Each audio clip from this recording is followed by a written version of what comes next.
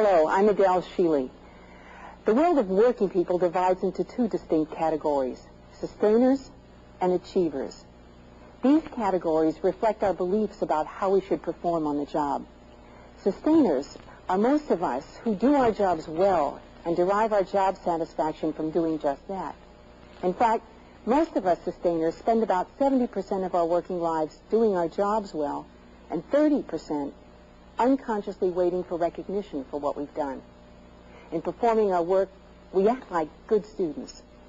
We've learned to wait for our teachers to grade us, to compliment us, to notice us, and we hope promote us.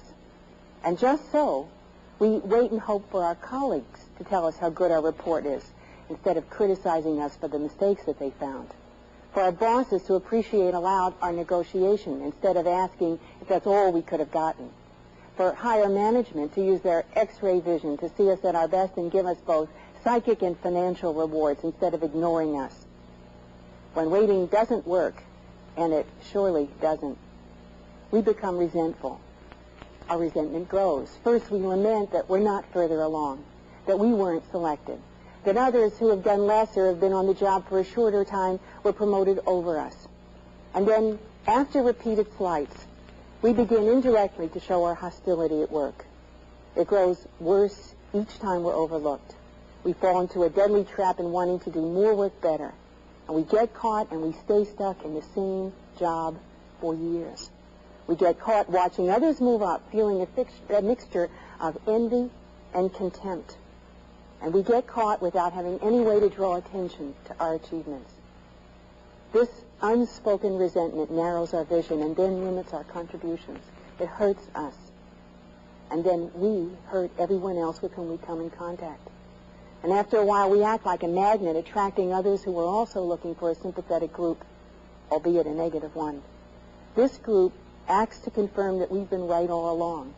We're all victims, caught in a terrible system. And when approval doesn't come, our grievances grow from complaints about our supervisors and managers to complaints about our departments, our firms, our entire profession, and finally our whole society. But in the end, we've gone from a sustaining position to one of being resigned.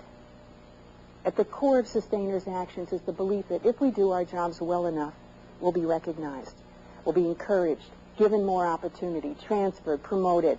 We think that if we study hard enough, perfect our craft well enough, then we'll have truth on our side.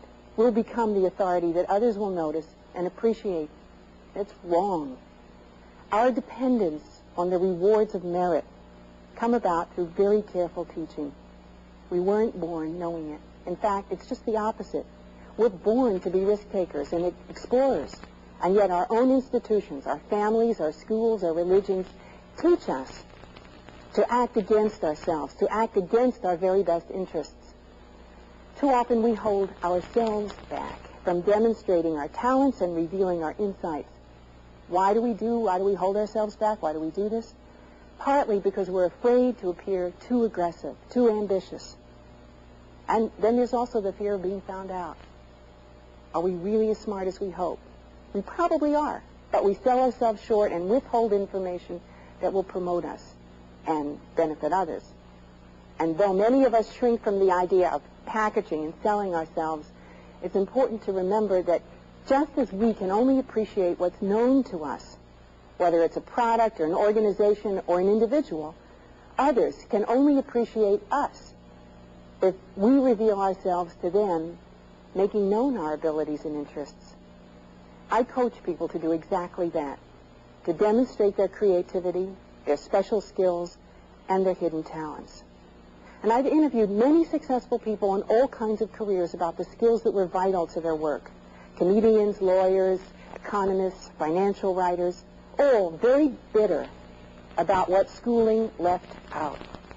Some said that they had to unlearn what they learned in school, that there were such things as right answers, that the one with the highest scores rewarded, that passive, obedient behavior means cooperation, that to ask for help is cheating. All these attitudes which we have learned early in our lives work against us in the working world, and even in social contexts as well. Our schooling did not provide us with the skills we need to be successful. School relies on right answers instead of appropriate answers. Stop and think about that word, appropriate. The notion of there being one right answer hurts us in several ways. Some of us who didn't get to college feel that we're the only ones who didn't know the right answer. Everyone who went to college learned it. Others of us who did well and were rewarded with grades or scholarships often still live out our lives feeling as if we're frauds. Although we know how to give the teacher what he or she wanted, we don't necessarily feel knowledgeable. And the result of that is that too many of us still wait in terrible fear of being found out in the next task by the next supervisor or client, agent or committee or judge. As students in a merit system, we've been promoted from one grade to another almost automatically without knowing anything about how to improve our own presentation of ourselves.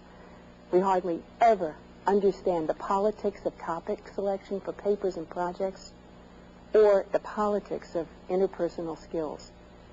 We learn many of the wrong things early in our lives, and as a result, we're not really adequately prepared for many of the things life demands of us.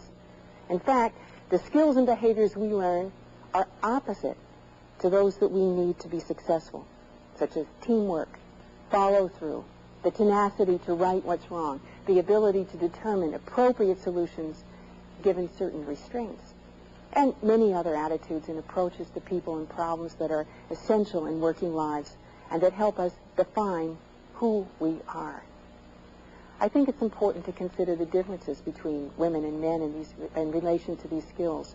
And while I've seen many successful people, both men and women, they demonstrate them effectively. I believe that women in general find it more difficult to take risks, to demonstrate their talents, to ask for advice from authority figures, to take part in an active way in whatever they do. They tend to be more passive because they have not been socialized to be active or to speak out, though there are exceptions. And if anything, they've been taught to keep to themselves and not make known their wants or their aspirations. In some ways, I think the good student syndrome applies more often to women than to men. Women, for the most part, have been excluded from many kinds of experience. The armed services, competitive sports, high-level corporate or entrepreneurial life, as well as from leading roles in professional clubs and political offices. In short, most of the high-risk and the high-visibility kinds of experience, the more that people participate in new areas of experience, the more they express their opinions and they act on what they think, the more they'll trust themselves and they'll build their confidence and their ability to take on more active and more significant roles.